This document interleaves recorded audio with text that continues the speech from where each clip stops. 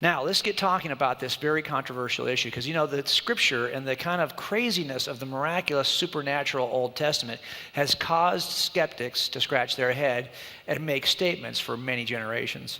So when you go back in time to someone like Samuel Butler and read this statement, the Bible may be the truth, but it's not the whole truth and nothing but the truth. You can see I might be one to accept certain aspects of the Old Testament, certain aspects of the Genesis account, but the flood, really? That one I think I can leave out, because there may be some truth in there, but that can't be true. Or what Mark Twain says here when he says the Bible has noble poetry in it, and some clever fables, and some blood-drenched history, and a wealth of obscenity, and upward of 1,000 lies. That's confidence building, don't you think? As a Christian, to hear that our hero here, Mark Twain, was so adamantly against the scripture. But even in our generation, the generation that our young people is exposed to, with the kind of new atheism that they're exposed to from authors in this culture, don't think for a second that they're not getting it full force and much more aggressive than this. Let's take a look at what some of the people are saying today. Someone like Richard Dawkins, probably one of the most well-known atheists in the world today. I'm sorry to take a sledgehammer to so small and fragile a nut, but I have to do so because more than 40% of the American people believe literally in the story of Noah's Ark.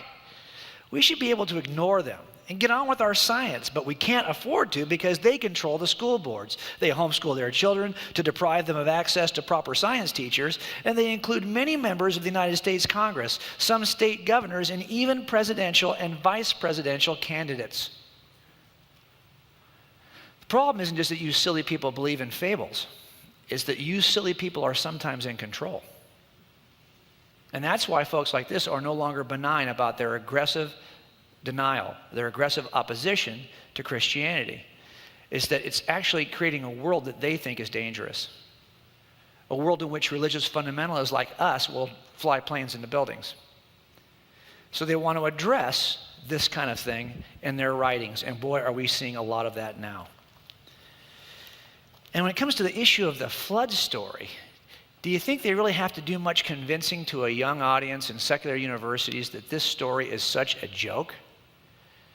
This is such a fable? They don't spend a lot of time arguing scientifically why it's a fable. All they typically do is just describe the story. That a flood, the globe was covered, every piece of land was covered with water. Really? How much water would that be? And that every single thing on the earth was destroyed. Every human was destroyed by this flood, really? Except for some small group, a family who survived. What about the animals? Oh yeah, they're all destroyed too. Except, they got pairs of the different species on the boat. Really? All of them? Oh yeah, all of them.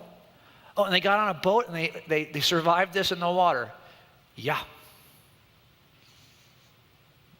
How does that sound to you? Does that sound reasonable to you? There are times when the skeptics will get in front of debates, like when I saw Christopher Hitchens debate William Lane Craig at Biola several years ago when Hitchens was still alive. And he simply had to discredit his opponent like he typically does. He'll ask the audience, look at his opponent, and demonstrate the ridiculous nature of his opponent by asking a simple question. Do you believe in the virgin birth? Yes, I do. I rest my case. Do you believe in the flood of Noah? Yes, I do. I rest my case. You're ridiculous. So I think it is important for us to meet the challenge, don't you? Is this a piece of history? Or is Mark actually asking us in this series he's preaching, there's some good stories we can learn in Genesis and some good stories we can learn from the flood story. Sure, it's fable. It's like Dr. Seuss, but Dr. Seuss teaches good things too. But rather than use Dr. Seuss this morning, we'll use the account in Moses. I don't think that's what he's trying to get us to do. I think he actually wants us to read the text the way that Moses wrote it. Moses wrote it as history. He wrote it as a history in which people preceded Noah and people followed Noah. Noah's in a chronology of people who really lived. So let's take a look at it and see if we can actually make any sense of it from that perspective, not as though it's some convenient, usable delusion. It's kind of like the thing we do when we have any set of witnesses. Someone's going to tell me a story about the crime, and I've got to figure out, why should I trust this guy? Why should I trust her? I had a murder that occurred in 1981 in our city in this house. And this murder was of a high school girl, a junior, who was stabbed to death. And it was a tragic event. And many years went by before we reopened the case. And by the time we reopened the case, we started to talk to the people who knew her or knew something about the murder or lived next door to her or worked with her, people in her sphere of influence. And we asked them questions about what happened that day and what they knew about it. And while all their stories had common features, they all knew that she had been murdered in her house after walking up the street with somebody she didn't know who she let in the house. Those are all common features, which is why, young ladies, you never let anybody in your house, right? This is what parents always worry about. This is like a parent's worst nightmare. But when you talk to people about how she was killed, her friends would sometimes contextualize their memory of what occurred or what they really thought had occurred, and they only got some of the features correct. So, for example, you might ask, well, how was she killed? One person told me that she was convinced she was killed by somebody from school, her high school where she attended. Another person told me, no, actually, it was a coworker at the pizza joint down the street where she used to work named Jason. Another person told me, no, actually, it was this crazy neighbor like 3 doors down who lived next to us for years, and I knew that boy was crazy, and he's who killed her. What they were doing was kind of contextualizing the event in their own memory. Yeah, she did work with somebody named Jason, and the other coworker they shared always suspected Jason was the killer. And so now 25 years later, tell me about it. Oh, we had a coworker named Jason. That's the guy who did it. It wasn't really the guy who did it, but you see what she's doing? She's taking her own experiences and she's adding a feature. We know one thing for sure. Somebody did follow her up that street, walk with her, get in her house, spend some time with her, and then kill her. That we know.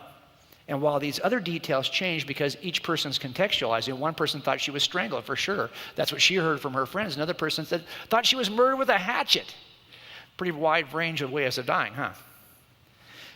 All the common features were there, but the variations were different based on the contextualization of each person.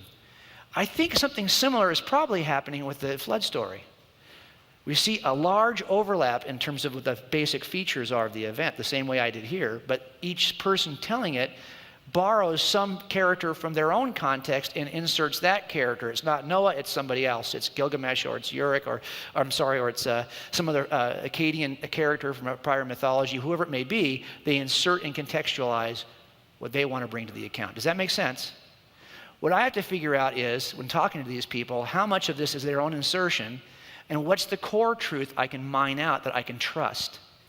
And that's what we're doing with this account from Noah. We're trying to find what is the core truth. Because we'd like to think that the only truth that's out there is the version of Moses. But as I said, there are other versions. We've got 3 ancient versions of a flood account.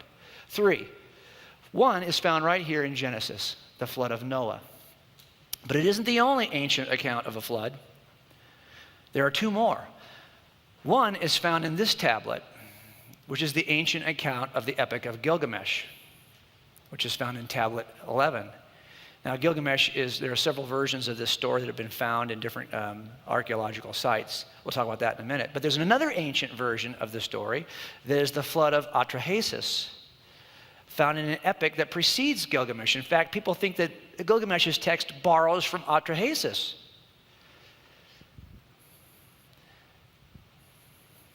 So the question, of course, is which of these should I trust? Let me put them in a timeline. If I was to draw a timeline, and at one end of the timeline I put today, and at the beginning of the timeline I put way back when, okay? Now, if I look at where these stories appear, you're going to discover that the European stories are not as ancient as the ones around the Mediterranean. And the stories in the Americas are actually not as ancient as the stories in Europe. In other words, it looks like the stories are following people as they migrate across the globe. So my question is going to be, well, where do these stories come from? That's probably the story I can trust, right? Well, there is an ancient version that Moses writes in 1400 BC. There it is. The problem, of course, is that there are other ancient versions. Now, Gilgamesh, actually, the copy we have that actually includes the best flood narrative, comes from about 1000 to 1300. But the problem is that most scholars see that the insertion about the flood actually comes from the Epic of Atrahasis, which occurs prior. That's a much older copy. 1625 is a lot older than 1400. So why should I believe that Moses' copy in 1400 is the source? It's clearly not the earliest. How do I know that Moses isn't just repeating some mythology that he heard before him? Well, it turns out that no one on the wall is describing an event that they actually saw. And by the way, either is the author of the Akkadian version. They're not describing something they saw firsthand. They're all describing an event that occurred prior to them. Does that make sense? So really the question isn't about whether, in order to figure out this out, I got to figure out which of these early versions should I trust. That's really what this comes down to. I know I had a murder in 1981. I know it had certain characteristics. The question is, which witness afterwards should I trust? Right? Same thing. I know I've got an early event. I've got 3 people describing it. Which one should I trust? Make sense?